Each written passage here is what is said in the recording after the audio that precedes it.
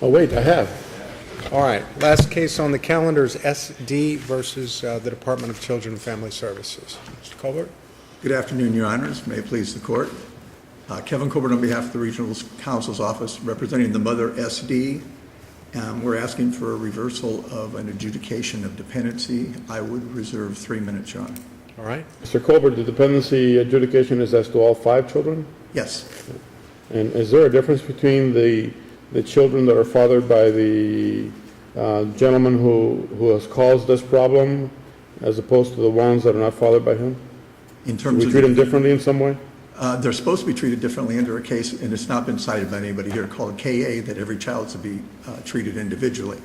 But as far as the dependency itself, all 5 children were found dependent for the same ground, which is 390144, which is neglect based on the domestic violence.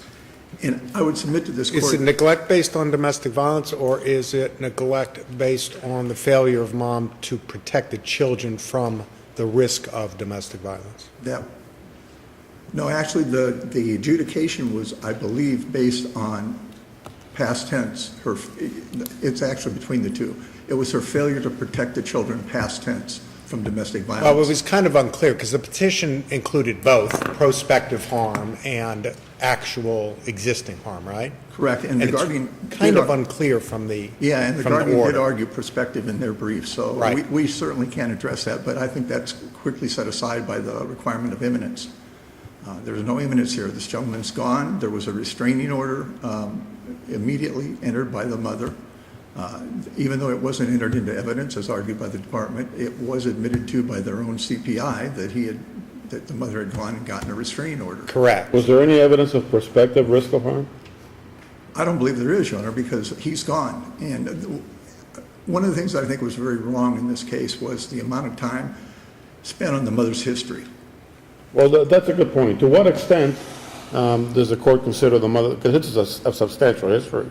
I mean, she's been getting services for some time, but with the prior incidents, she has completed the plans on each one of them, correct? Correct. And the prior incident, Your Honor, was failure to supervise the children. One of the children, I'm sorry, I don't recall which. 2 of the kids left the house. They wandered from the house. Yeah, exactly. And the police found them in the yard. I don't about think they were 20 far. feet away. Yeah, exactly. But there was a second report where they were also found wandering while that petition was pending, and they were living out of a hotel or a motel, and the kids were again found wandering. But at the end of all that, Your Honor, she was found in substantial compliance. And actually, So which way does that cut? Does that cut for you or against you? The existence of a prior dependency where she was put on a plan and successfully completed it. It seems to me it can cut both ways. It could, but in this case, I don't think it cuts both ways because it wasn't the same reason that the case came in this time. In other words, No, but it does. Yeah, I guess I look at it as in the context of criminal law, as a Williams rule issue, prior conduct that suggests a particular behavior and misconduct that needs to be addressed. But it does suggest a failure on the mother's part to truly understand and apprehend her duty to the children. I understand what the court is saying. I don't That's necessarily... good, because I don't. Well, I know. I understand the Williams rule. There is no Williams rule here, thankfully, but... But certainly we can consider the totality of the circumstances. Absolutely. All case law says that. And can we consider GS's statement that was stipulated to, that mom had tried several times in the past to break up with the father, but each time she did, she would return to him and the relationship would build back up again. Can we consider that? Well, and that's exactly right. The way it's written in the order and the way it's argued, it sounds like she was unable to leave him because of some force he had over her or whatever. But if you look exactly at the quote by the child in pages 51 and 52, he says that the mother tried to leave him, but he would always build it back up again, which to me sounds like he ingratiate himself with her again. I mean, it wasn't something nefarious. It was just he would weasel his way back into her heart. That's how I read it as well. But it's certainly something that we can consider, can we not? You can consider it, Your Honor, but there still has to be a grounds for the dependency, and what we're looking at here under 390144 is that there be a significant injury to the children's emotional and mental health. Or to be at risk of Or to be such, at to be risk, in but- danger of a significant impairment. And this goes back to the totality that you both are arguing about, and I would argue that you can't look at someone's life choices in terms of partners and make a determination of imminence. If it were the same gentleman was coming back into her life and there was no evidence of that at the trial, he was not involved in the case, and she even said to the CPI, or actually she never said anything in court, but the CPI said that she told him that she was through with him. And if you read the language of the way the CPI admits that he said the mother she wanted the restraining order. He didn't say that he had to make her go get it. She said she's through with this guy, and she wanted a restraining order. The CPI report was in evidence? Sir? The CPI report was offered in evidence and No, the admitted? CPI report wasn't offered. It was a family functioning assessment, I think, that was offered as an exhibit. Right, The Florida done by the safety- CPI. The Yeah, Florida yes, it was safety methodology? Exactly. The confidential Florida safety methodology? Yes, that's report? That was offered in? That was offered. I think it was like 8 pages, right? Something like Correct. that. Yeah. And in fact, that goes to another point, but look, there's no doubt that what occurred that day was domestic violence between the two of them.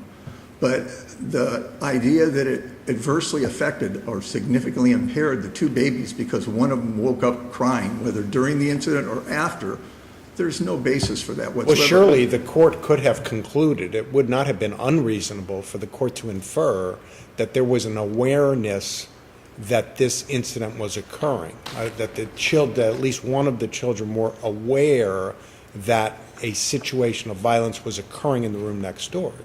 I don't Would you believe say that's the an case. What they unreason- would hear was, they would hear noise. These are two very young children, and the department refers to TR in support of their position.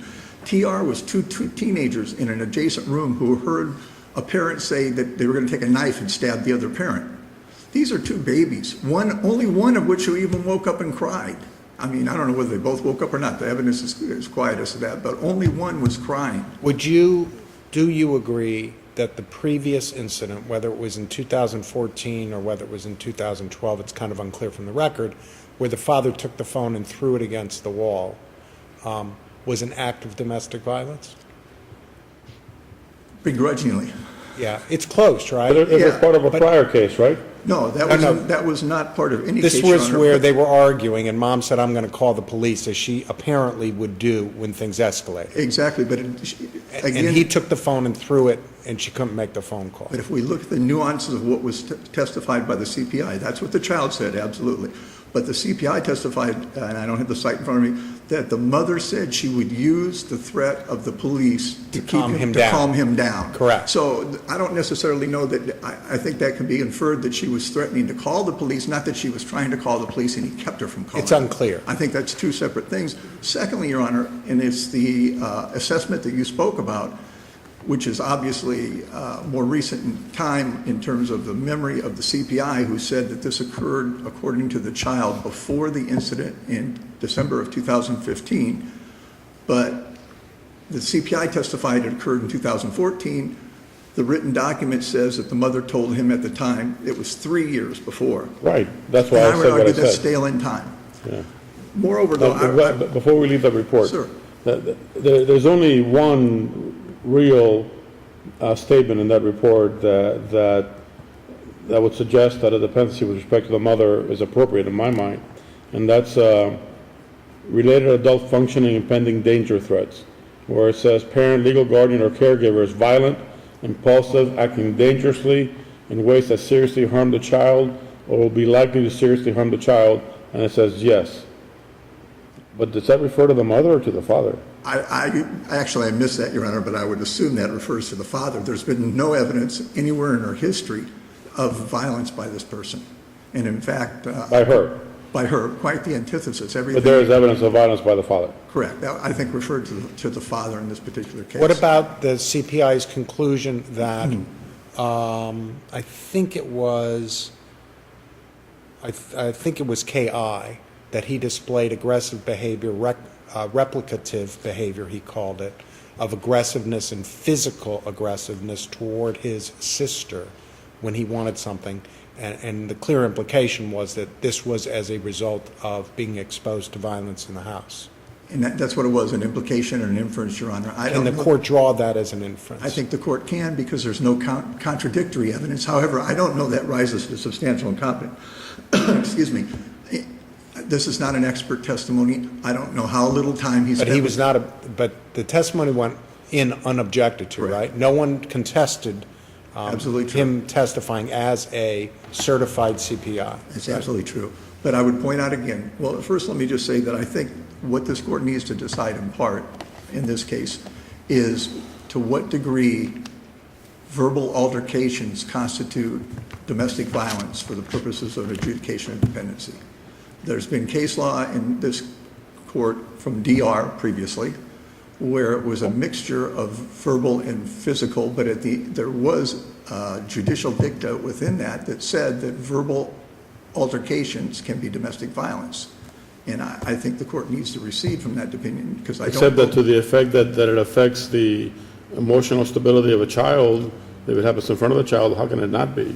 Well, then we're going to be legislating how people behave in their homes where there's no physical Don't we do that violence. already? You can't raise your voice. Don't we do that already? Well, I surely, mean, not us, but doesn't the legislature do that already? I don't believe they have it. In fact, if you look at KR, which I cite in my cases, it talks about, and the trial court used the language violent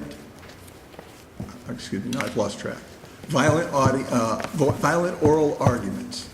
And the DCA reversed that, saying that does not meet the standard for domestic violence. It had nothing to do with the harm, which brings us to another point. All 5 of these children have been adjudicated dependent. I would suggest that the babies were not, there's no substantial competent evidence of significant harm to the babies because one woke up crying. I just don't see that being substantial competent evidence to support an adjudication.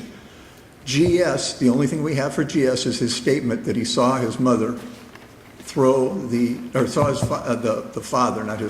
father throw the telephone 3 years prior, and that he at times feared for his mother. right?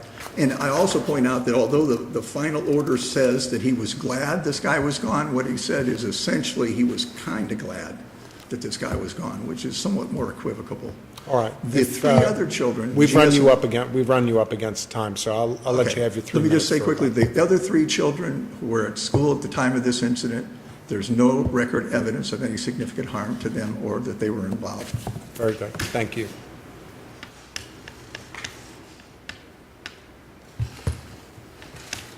May it please the Court, Laura Lee for the Guardian Ad Litem Program. With me is Ms. Carla Perkins from the Department of Children and Families. We've agreed that I will present the argument for the Appellees today. All right. The evidence as a whole establishes that all 5 children were dependent under Section 3901 sub 44, in that it established that it was more probable than not, and that's our standard here, preponderance of the evidence, that these children were neglected, that they were permitted to live in an environment by the mother in which they suffered harm from domestic violence in the home, and that they're also at risk. The court asked about whether or not the history of domestic violence was relevant. It's absolutely relevant. When you look at prospective neglect, the case law is clear. You have to show that the parent's past conduct clearly and certainly predicts the future conduct. So the past domestic violence, the mother's history with over a decade of choosing 4 different men and letting them into her home with her children, they were violent, the criminal behavior and so on and so forth. The mother's own prior history as a child in dependency court, the court talked about her unresolved trauma evincing itself in her current parenting abilities. It's extremely relevant. Counsel, here. let me ask you about a case out of the second DCA that's cited by both parties, and it's KB. And my reading of KB is that the presence of the child around domestic violence must be more than physical proximity. There must be some evidence that the child sees or is aware of the violence occurring. Further, for harm resulting from the witnessing domestic violence to constitute abuse, the domestic violence witnessed by the child must result in some physical, mental, or sexual injury to the child And then the second DCA goes further and says, moreover, in order to declare a child dependent, the parent's harmful behavior must pose a present threat to the child based on current circumstances. In this case, how are each of those elements met? Or are you saying that KB is wrong? No, I'm not saying that KB is wrong, but it's different because that was about abuse, and here the court found the children dependent under neglect, which is different. I understand, but must there also be a harm to the child? What 390144 says is that there must be evidence that the environment causes significant impairment to the children's physical, mental, or emotional health. And where's that evidence?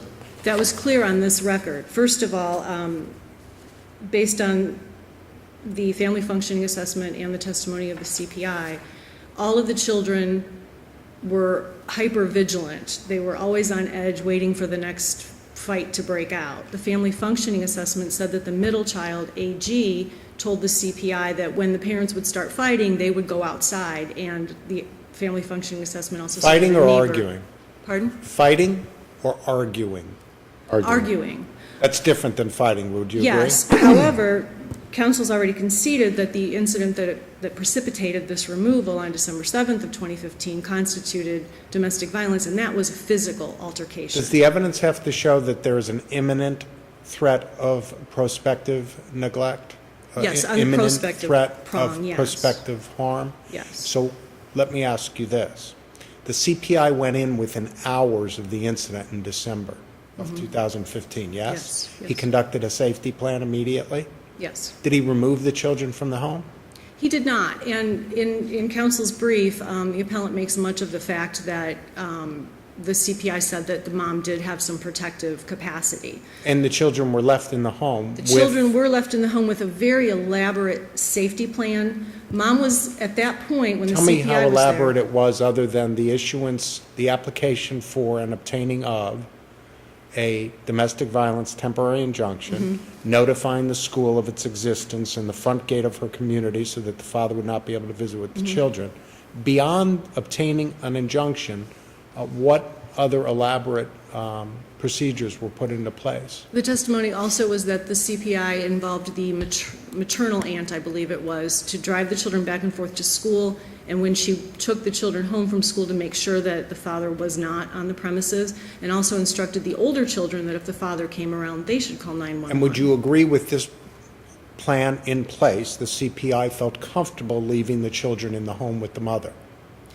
With the plan in place and also with the understanding that the mom was going to be receiving services. The CPI's testimony stressed that. He talked about how she was in need of services based on her unresolved traumas, her poor choices in who she allowed around the Fair children. enough, but I guess the point I'm driving at is that obviously the CPI would not have left the children in the home if he thought, even with this plan in place, the children were still at imminent threat of harm or neglect, yes? Obviously, it would have been his job. Yes. It would have been his job to take them out. If he Right. thought, notwithstanding this plan, Yes. there was still a risk of imminent harm to the children, yes? I would agree with that at that time, that's what At he the thought. time of the final hearing, that domestic violence order was still in place, was it not? The record is not clear on that. The CPI testified that as part of the safety plan, the mother did get that temporary restraining order. It's Yeah. not part of the record, and there was no testimony about any permanent injunction. Well, there's testimony in the record. At the end of the hearing, they talk about the judge actually extended the temporary injunction. So it must have been in place because the court extended it, apparently because the father had not yet been served, I right? believe that was the Section 504 injunction that the department had sought as to the Hunter father and the three older children. There were two different, the record wasn't entirely clear, but there were two So, different Is tiers. it fair to say that at the time of the final hearing, there was an injunction in place that prohibited the Hunter father from seeing the children? I don't know that the record supports that because it appears to me that the injunction that was extended was the Section 39504 injunction that the department sought, which only went to the three older children, not to the two children that the parties shared. So what is the risk of imminent harm, the prospective prong that you rely upon for us to affirm? The mother's history, the fact that there were prior dependency cases with services in place, and the fact that the older child told the CPI that the mom has tried in the past to break it off with this man, and she hasn't been able to, even though they resided in separate residences. That December 7th, 2015 incident still occurred, fighting over whether or not she'd go to his house and get the laundry. The record just shows that there's this pattern of conduct that's been ongoing, and that without services, it's not going to be broken. How do Putting you the children at distinguish risk. this case from CR, from our district? The couple that had separated and there were no incidents of violence between them. Right. Well, here, there's no evidence that they separated, other than that the CPI thought that the father wasn't coming back. In the CR case, both parents testified that they had moved on. They were both in new relationships. There was a Yes. permanent injunction in place in CR. So I think it's a very different case. I would argue that this court's decision in DR from 2005 is very persuasive and factually very similar here. The court said that even though there was insufficient evidence to conclude the child witnessed physical altercations, there was this pattern of domestic violence and constant arguing, and the harm to the child was evinced by the fact that she kept trying to reconcile her parents. And this court very succinctly laid out the harm that comes to children who live in that kind of environment, and that's what Section 390144. That's what we were talking about earlier, I think, that when I mentioned to Mr. Colbert that a child who is exposed to domestic violence or arguing could be subjected to emotional distress, and that's an issue. Absolutely. And that's evinced by the second youngest, the KI, exhibiting that replicated behavior and physically harming his siblings. There's clear and competent substantial evidence by a preponderance that these children did suffer from neglect. Both they were neglected, they did suffer harm, and imminent risk of neglect. Very good. Thank you very much. Thank you. Mr. Colbert, 3 minutes. I don't believe I need it, Your Honor. Briefly, I would point out that the history, it was not substantial and competent evidence. It came in over the mother's objection. The trial court allowed it, saying she needed it only to know why the CPI did what he did. To rely on it in turn for the totality of the circumstances, I believe, would be improper. I would also point out the CPI didn't say the mother was protective. He said she was highly protective. And it goes back to what you were asking. He had no problem leaving her there. She's in a gated community. And the opposing counsel mentioned a temporary restraining order. Nowhere in there does it talk about a temporary restraining order. It said that she went and got a restraining order at the time of the trial, which was 6 weeks later.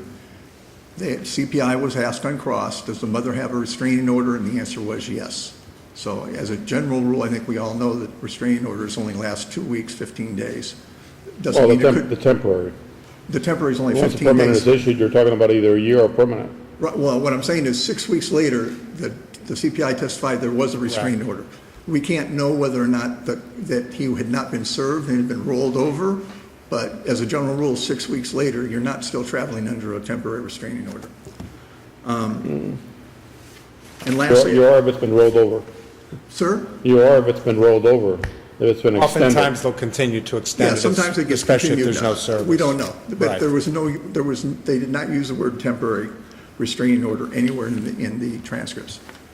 And lastly, I would point out one more time, there's a requirement, first of all, for imminence, if we look at prospective, which I don't believe is met here, and secondly, there's a requirement under 390144, as counsel said, that there be significant injury to the mental or emotional health of the children. I don't believe any of the testimony in any Or of the substantial risk of significant Or harm, right? that goes to It's perspective, prior- substantial right. risk, yes. In order, and I would ask this court to reverse and remand. Thank you. Very good. Thank you all very much.